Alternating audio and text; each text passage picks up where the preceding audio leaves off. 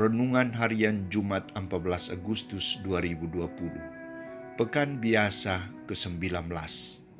Peringatan Santo Maximilianus Maria Kolbe, Imam dan Martir. Keutuhan kasih yang tak terceraikan. Bacaan pertama diambil dari Kitab Nabi Yesekiel bab 16 ayat 1 sampai 15 dan bacaan Injil dari Injil Matius bab 19 ayat 3 sampai 12. Saudara-saudariku terkasih, pada saat ini tidak dapat dipungkiri bahwa jumlah perceraian semakin meningkat. Pernah selesai perayaan Ekaristi hari Minggu, saya didatangi oleh seorang bapak pengurus lingkungan. Dia bertanya, "Pastor, si A yang telah menikah beberapa bulan lalu dan sudah cerai dengan istrinya 1 bulan kemudian, datang dan melapor bahwa dia mau menikah lagi. Apakah dia sudah pernah menelpon pastor?" Saya katakan tidak. Lebih lanjut saya katakan, "Wah, kok prosesnya cepat sekali dan begitu gampang ya? Apakah mereka sudah mendapat anulasi perkawinan?" Jawab pengurus itu, "Menurut mereka semua urusan sudah beres, tinggal saja surat perceraian dari pastor." Menurut Bapak, apakah pastor bisa mengeluarkan surat perceraian atau menceraikan orang? Jawab pengurus itu, "Sepengetahuan saya tidak, pastor. Apa yang diikat oleh Allah tidak boleh diceraikan oleh siapapun kecuali kematian." "Wah, pintar sekali Bapak," sambungku. Pesan terakhir saya adalah, Bapak tidak perlu merepotkan diri dengan urusan itu. Kamu kembali dan katakan kepada si A bahwa sekarang silahkan bereskan dulu masalah perkawinan yang pertama. Saudara-saudariku terkasih, Santo Matius menampilkan diskusi antara orang-orang Farisi dan Yesus tentang masalah perceraian.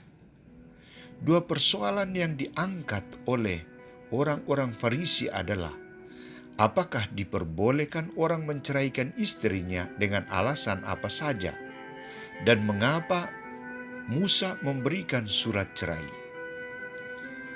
Dua pertanyaan ini adalah pertanyaan cobaan yang sebenarnya sudah diketahui oleh mereka sendiri.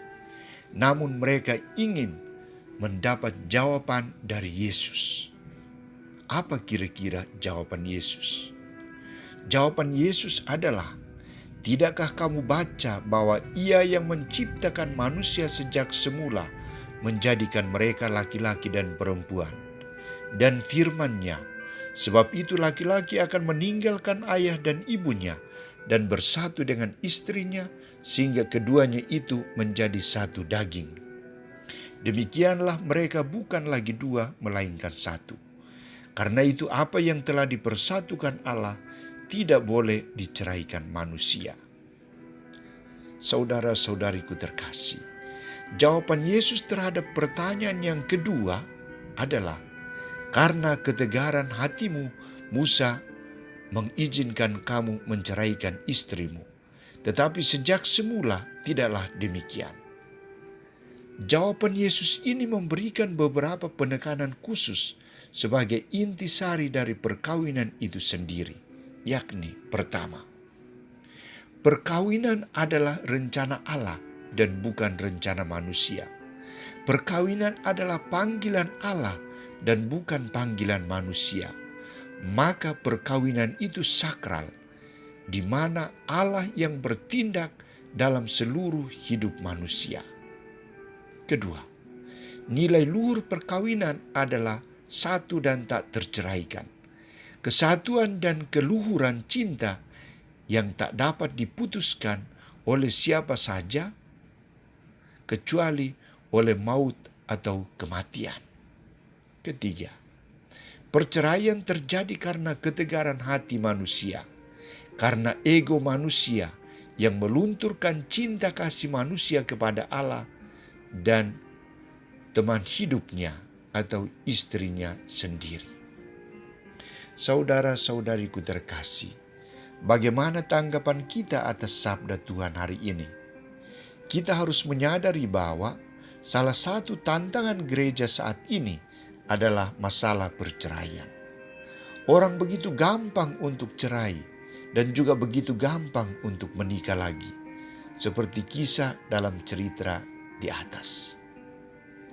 Pertanyaan orang-orang Farisi dan teristimewa jawaban Yesus menjadi bahan permenungan bagi kita untuk lebih memaknai dasar, intisari, dan nilai luhur dari perkawinan itu sendiri.